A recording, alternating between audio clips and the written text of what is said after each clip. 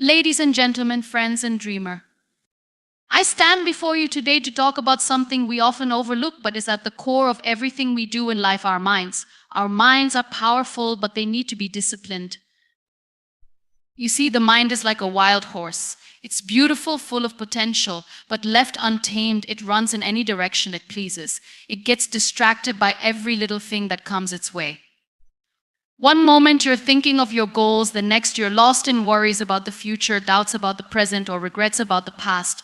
Our minds are constantly bombarded with thoughts, most of which don't even belong to us. They are either stories we have been told, fears we've inherited, or lies we've convinced ourselves to believe. But here's the thing: you have the power to control the direction of your mind.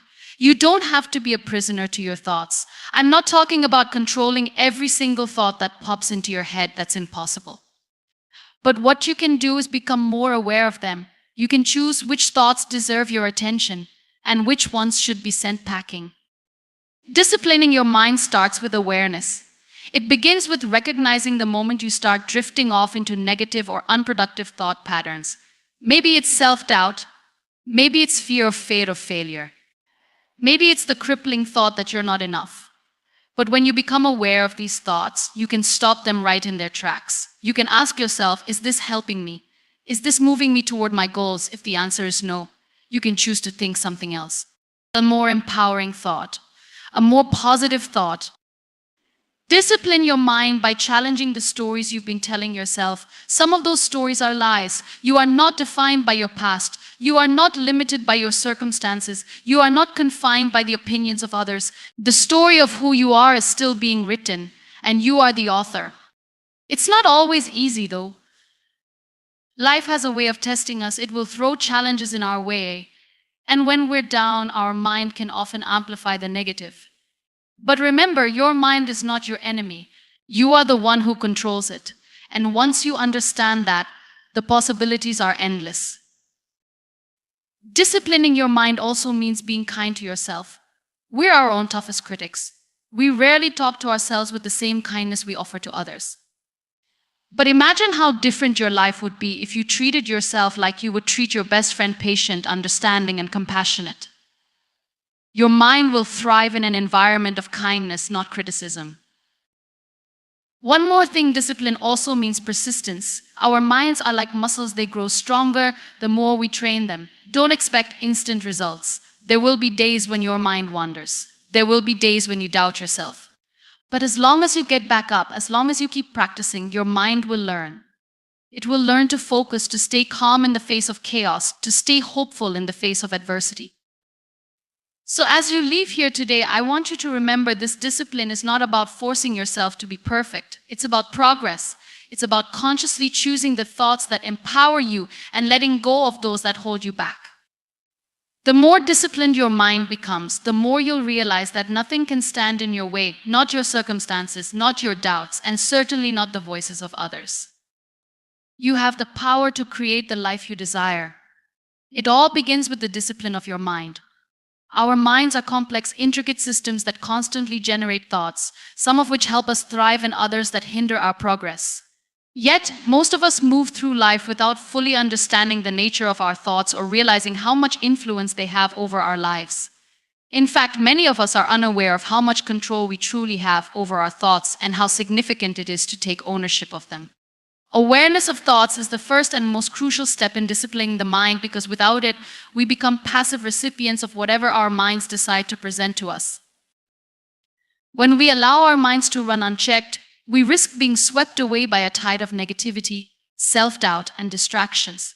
Our thoughts can wander aimlessly, carrying us through a cycle of worry, regret, fear, and judgment, often leaving us feeling drained, overwhelmed, or unproductive. This happens because we don't stop to question what we're thinking.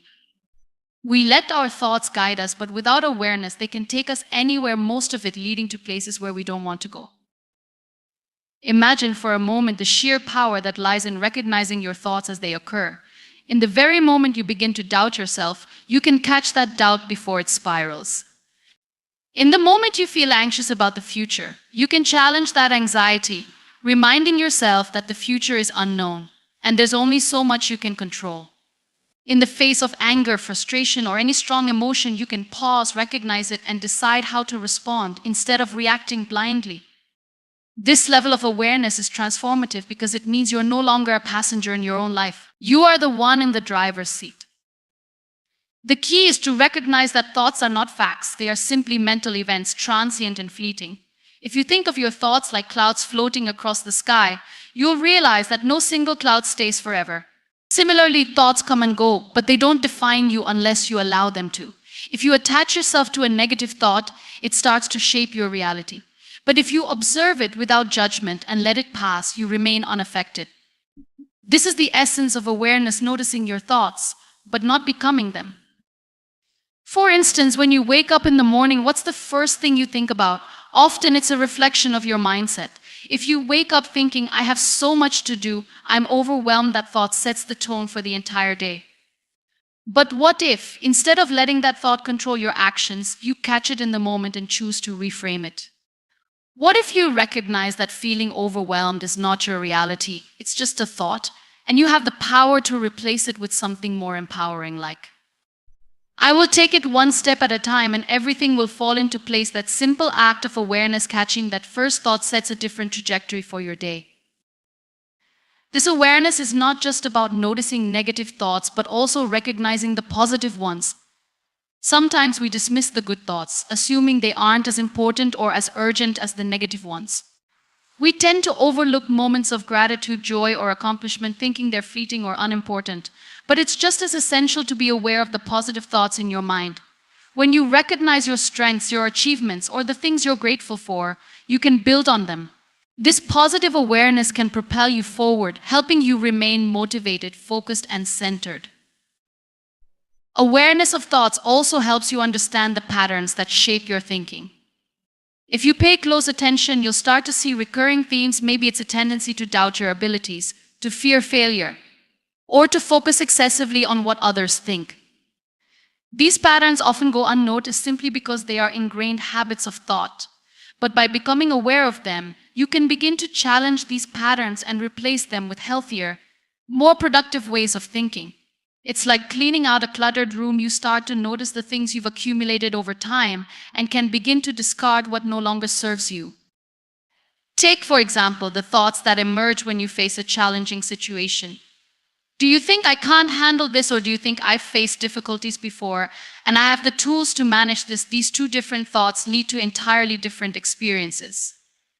The first leads to helplessness and inaction, while the second leads to empowerment and resilience. By being aware of the negative thoughts that come up when faced with difficulty, you can consciously choose to replace them with positive, empowering alternatives. But becoming aware of your thoughts isn't a one-time task. It's an ongoing process, one that requires patience and practice. The mind is often quick to slip back into old patterns. And sometimes, even when you try to be mindful of your thoughts, you might find yourself lost in a sea of worry or frustration. This is where discipline comes in. It's about developing the ability to gently bring your focus back when your mind drifts off.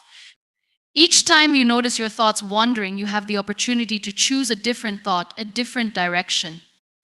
The more you practice this, the stronger your ability to control your thoughts becomes, and over time, you'll notice that the negative thought patterns lose their power over you. Another important aspect of thought awareness is recognizing the impact that your environment and interactions have on your thinking. Think about the people you spend time with, the media you consume, and the situations you immerse yourself in.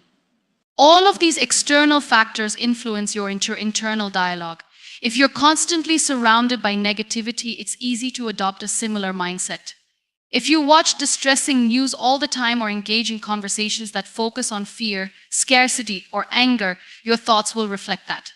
On the other hand, if you expose yourself to positivity, whether through uplifting conversations, inspirational books, or activities that bring you peace, your thoughts will begin to shift accordingly.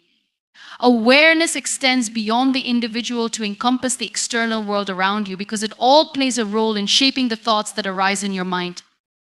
Awareness also involves practicing mindfulness. Mindfulness is the art of being present in the moment without judgment. It's about observing your thoughts and feelings with curiosity rather than identifying with them.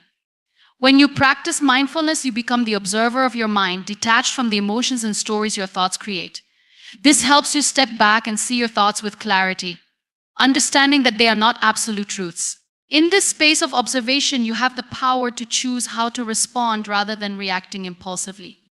The awareness of thoughts can also lead to greater emotional regulation. Often, our emotions are a direct result of the thoughts we entertain. If you think negatively about a situation, chances are your emotions will mirror that negativity. But if you become aware of the thought that triggered the emotion, you can challenge it and redirect your emotional response. For example, if you feel anxious about a presentation, instead of allowing that anxiety to overwhelm you, you can recognize that your thoughts about failure or judgment are creating that anxiety. You can then consciously replace those thoughts with more positive and rational ones, which will help you stay calm and collected. It's also important to note that awareness is not the same as perfection. We all have moments when our minds get the better of us. We will all experience moments of frustration, fear, or negativity. The key is not to strive for perfection in our thoughts, but to strive for greater awareness, knowing that even when we slip, we have the power to get back on track. It's a journey of constant practice and self-compassion. The more aware you become of your thoughts, the more control you gain over your life. Your thoughts shape your actions, and your actions shape your reality. If you want to create a life of purpose, success, and fulfillment, it all starts with disciplining your mind. It starts with becoming aware of the thoughts that guide your daily experiences. It's not about controlling every thought, but recognizing the power that lies in the moments when you choose how to respond to them. When you develop this awareness, you unlock your full potential, and you begin to steer your life in the direction you truly desire. Awareness of your thoughts is the first step to mastering your mind, and from there, the world is yours to shape. Consistency is the bedrock upon which success is built. It is the steady, persistent effort that propels us toward our goals, even when the journey seems difficult, slow, or discouraging. In a world that often celebrates quick results, it can be easy to underestimate the power of consistent practice. Many of us are drawn to the allure of instant success or fast progress, but the truth is that real, sustainable growth rarely happens overnight. It's the small, consistent actions taken day after day that compound and lead to meaningful achievement.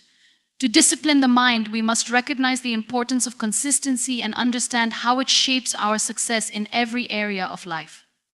At the core of consistency is the commitment to showing up, regardless of how we feel in the moment. It's about creating habits that align with our goals, even when motivation wanes or obstacles arise. Motivation can be fleeting. Some days we wake up feeling inspired, ready to conquer the world, but on other days we may feel tired, distracted, or uncertain. If we rely solely on motivation, we risk being inconsistent. This is where discipline comes in, choosing to take action even when the initial spark of motivation fades. Consistency means not letting temporary feelings dictate our long-term progress. It's about doing the work even when it's not glamorous, exciting, or immediately rewarding. For example, consider the pursuit of a fitness goal. It's easy to go to the gym for a week or two, feeling energized and enthusiastic about the progress you're making. But what happens when you don't see immediate results? Or when you're exhausted after a long day and the last thing you want to do is work out? This is where consistency comes into play. It's the decision to show up for your workout, even when the excitement has worn off. It's committing to the process, knowing that every workout is a step toward your goal, even if you can't see the immediate impact. Over time, these small, consistent efforts build up and create lasting change. The same principle applies to any goal you set in life, whether it's learning a new skill, improving your relationships, or advancing your career. It's the small, consistent actions that make the difference. Consistency also requires patience. We live in an era of instant gratification, where the results of our efforts are expected almost immediately. But real, meaningful growth takes time. When we commit to consistency, we acknowledge that progress might be slow, but we also recognize that each step forward is progress nonetheless. We begin to embrace the process rather than obsess over the outcome. Instead of focusing on how far we still have to go, we celebrate the small wins and milestones along the way. Patience allows us to remain steady and resilient when the results aren't immediately visible. It's about trusting the process, knowing that the seeds we plant today will eventually bear fruit. One of the most significant benefits of consistency is the development of resilience. When we commit to consistent effort, we are less likely to be derailed by setbacks or failures. We come to understand that obstacles are not permanent roadblocks, they are part of the journey. Consistency teaches us how to navigate challenges, how to keep moving forward even when things get tough. It builds mental toughness, the ability to persevere in the face of adversity. Instead of quitting or giving up when things don't go as planned, we find ways to adjust, adapt, and keep going. This resilience is cultivated through consistent effort over time, and it becomes one of our greatest assets in achieving success.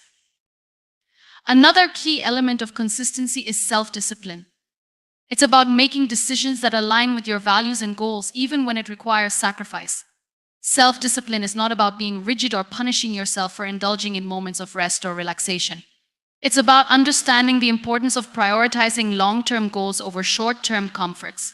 Consistency requires us to say no to distractions and impulses that don't serve our ultimate vision.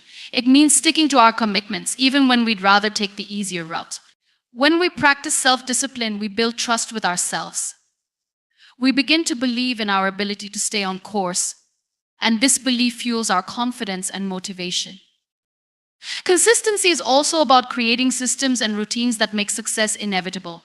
When we establish consistent habits, we remove the need for constant decision-making. Routines eliminate the mental energy spent on deciding whether or not to do something.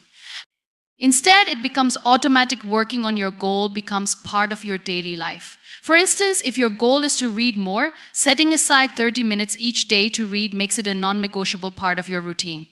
It's no longer a matter of motivation or mood, it's just what you do. When you integrate positive habits into your daily life, you set yourself up for success without even thinking about it. Over time, these habits compound, and the results begin to speak for themselves.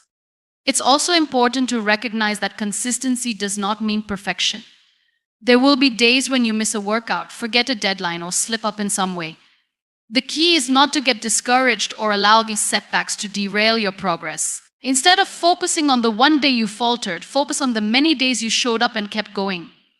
Consistency is about showing up again and again with determination and commitment. It's about acknowledging mistakes and continuing to move forward instead of letting them define your journey. When we approach consistency with grace and understanding, we make it easier to stay on track, even when things don't go perfectly. Another powerful aspect of consistency is its ability to build momentum. When we show up day after day, we begin to see progress, however small. This progress fuels our motivation and keeps us going. The more consistent we are, the more results we start to see, and the more we believe in our ability to achieve our goals. Momentum creates a positive feedback loop, where each step forward encourages us to take the next step. Eventually, consistency becomes its own reward. The habit of showing up becomes so ingrained that it no longer feels like a struggle. It becomes a natural part of who we are and what we do. Ultimately, consistency is about creating a mindset that values the journey as much as the destination. It's about showing up for yourself every day, regardless of external circumstances, and putting in the effort needed to achieve your goals. It's the unwavering commitment to your own growth and success, even when the road ahead is uncertain. Through consistent action, resilience, patience, and self-discipline, you can transform your dreams into reality. It's not about doing everything perfectly, it's about doing it consistently. Mastering your emotions is one of the most important steps in disciplining the mind. Our emotions are powerful forces that can shape our decisions, influence our behavior, and dictate how we experience the world. Often, emotions arise without warning and can take over our thoughts and actions. In moments of intense emotion, it can be easy to feel like we are at the mercy of our feelings, reacting impulsively without thinking through the consequences.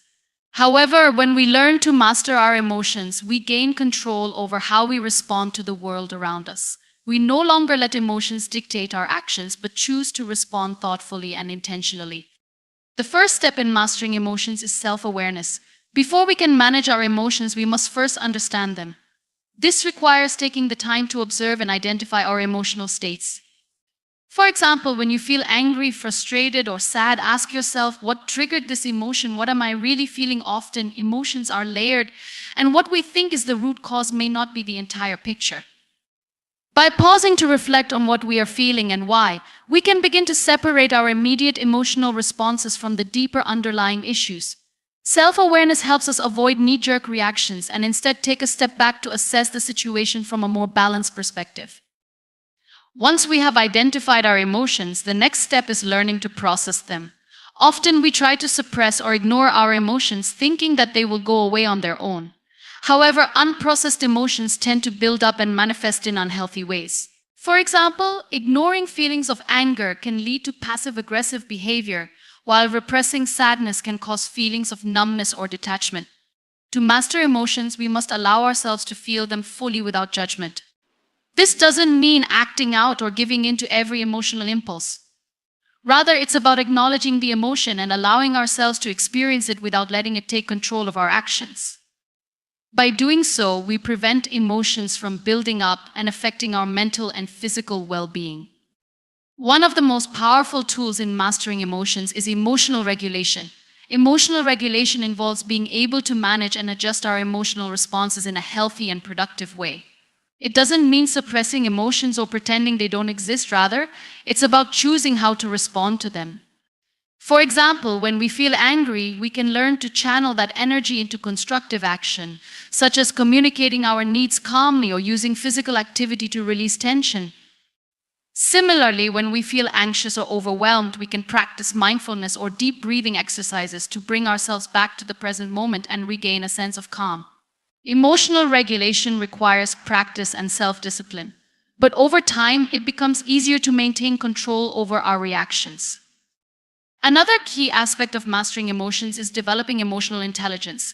Emotional intelligence is the ability to recognize, understand, and manage our own emotions while also empathizing with the emotions of others. People with high emotional intelligence are able to navigate social situations with ease, respond to conflicts in a constructive manner, and communicate their feelings in a clear and respectful way.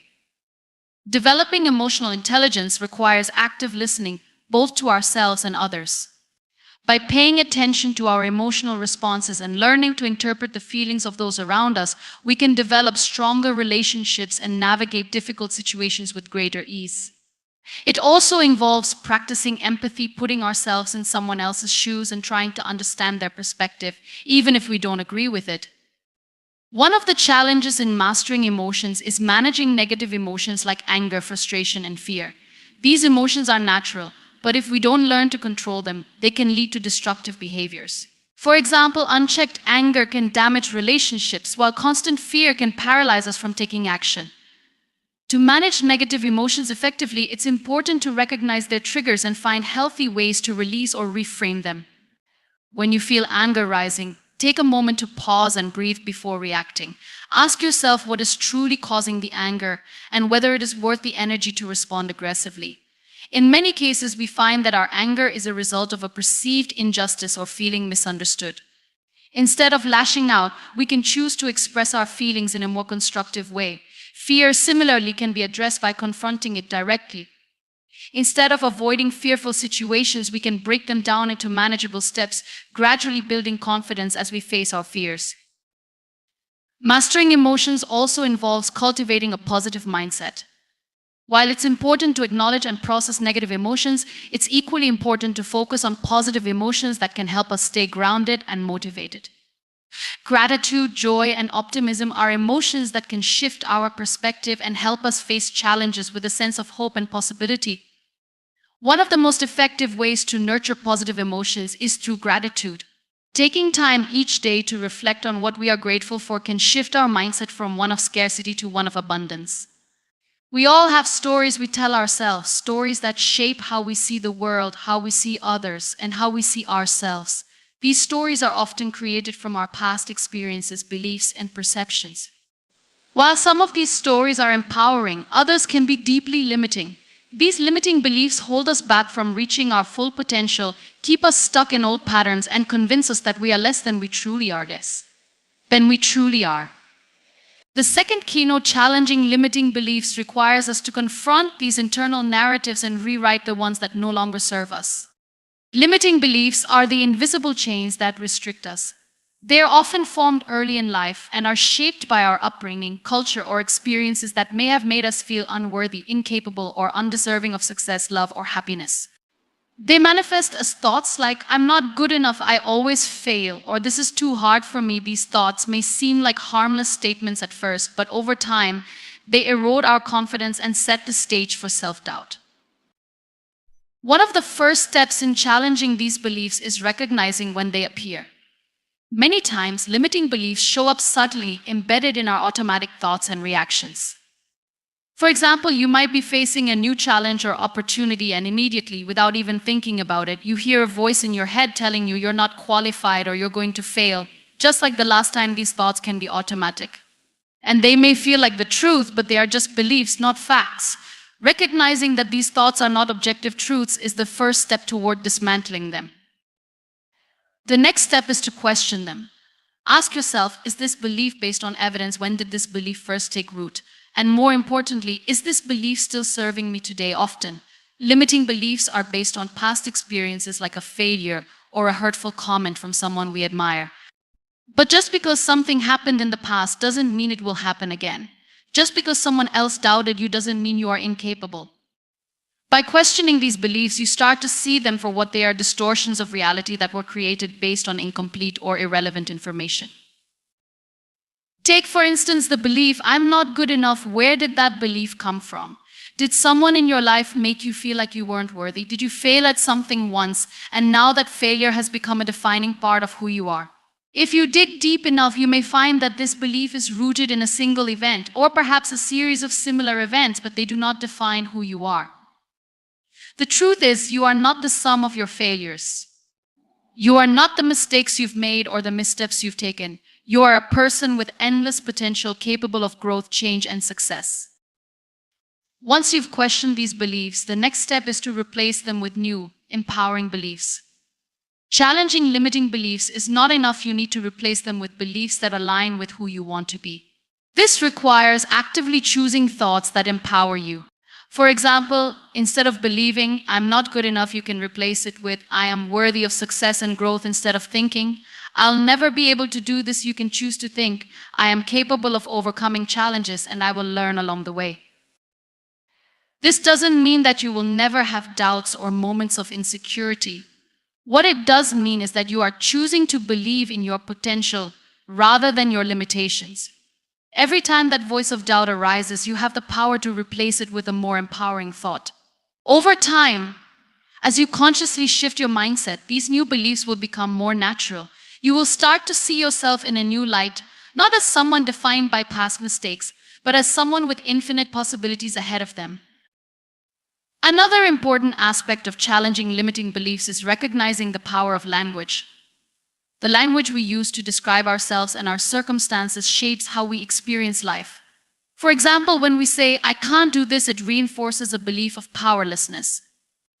But when we say, this is difficult, but I am capable of learning and growing through it, it shifts our mindset from one of limitation to one of possibility.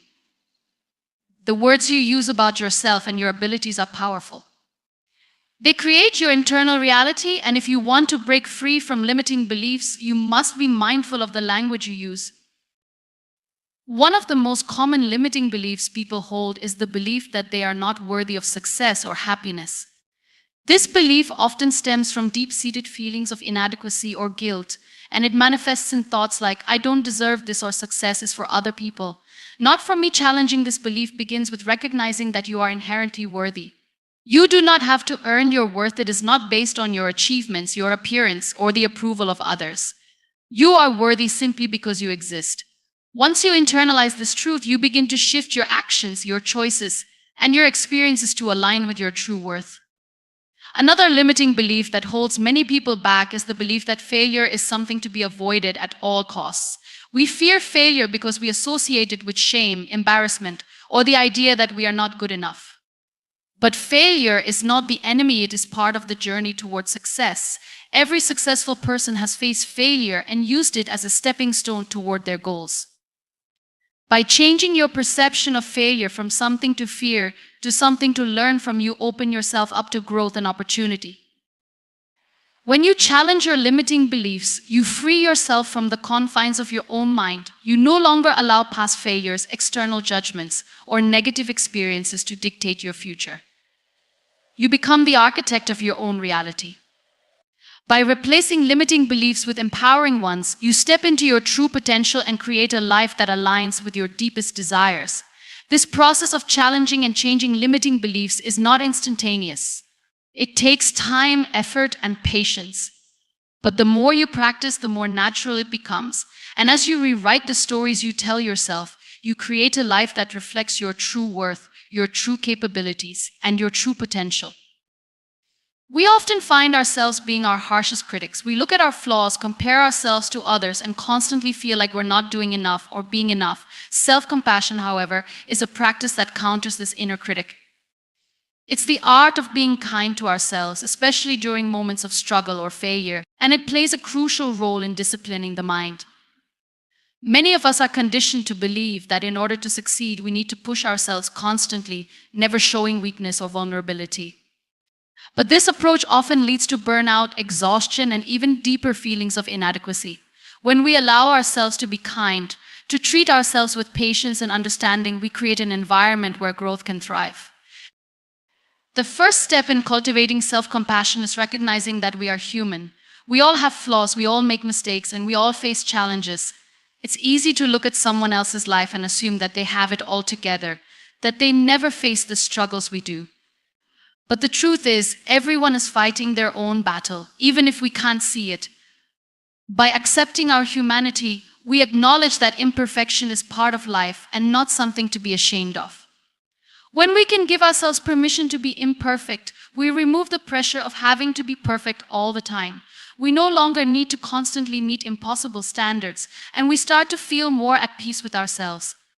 Self-compassion also involves speaking to ourselves with kindness the way we would speak to a friend who is struggling. Imagine that your friend comes to you after making a mistake or failing at something. What would you say to them? Likely you would offer them support, encouragement, and reassurance. You wouldn't criticize them or tell them they are a failure. Yet, many of us treat ourselves with far less kindness. We judge ourselves harshly for every misstep, as though we don't deserve the same empathy we readily offer others. To practice self-compassion, we must learn to speak to ourselves in the same loving, supportive way. When you make a mistake, instead of berating yourself, try saying, "It's okay to make mistakes. I'll learn from this and do better next time." By being kind to yourself in these moments, you begin to build a foundation of self-respect and acceptance. Another essential aspect of self-compassion is letting go of perfectionism. Many of us strive for perfection, believing that only if we are flawless can we be worthy of success or love. But perfection is an illusion. It's an impossible standard that keeps us stuck in a cycle of self-criticism and dissatisfaction. No matter how hard we try, we can never meet the idealized version of perfection we create in our minds. Accepting that perfection does not exist frees us from this exhausting pursuit. It allows us to embrace our authentic selves, flaws, mistakes, and all. When we let go of perfectionism, we make room for progress. We stop holding ourselves back because we fear not being good enough and start taking bold steps forward, even if we're not sure of the outcome. Self-compassion also means recognizing the need for rest and recovery. In a world that constantly glorifies hustle, we often feel guilty for taking breaks, for resting, or for not being productive every single moment of the day. But rest is not a luxury, it's a necessity for our well-being. When we don't take time to care for ourselves physically, emotionally, and mentally, we run the risk of burning out. By practicing self-compassion, we acknowledge that our bodies and minds need time to recharge. We learn to listen to our needs and honor them without guilt. This doesn't mean being lazy or avoiding responsibility. It means recognizing that rest is a vital part of being able to give our best to the world. One of the challenges we face in practicing self-compassion is the belief that being kind to ourselves is selfish or indulgent. We might think that if we show ourselves too much kindness, we won't be motivated to improve or achieve our goals. But this is a misconception. In reality, when we treat ourselves with compassion, we are more likely to be resilient, to bounce back from setbacks, and to keep moving forward.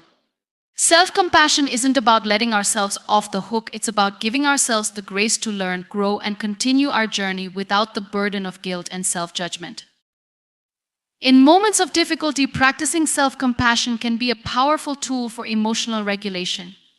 When we face challenging situations, whether it's a failure, criticism, or a personal struggle, our minds tend to react with negative emotions. We may feel ashamed, frustrated, or anxious.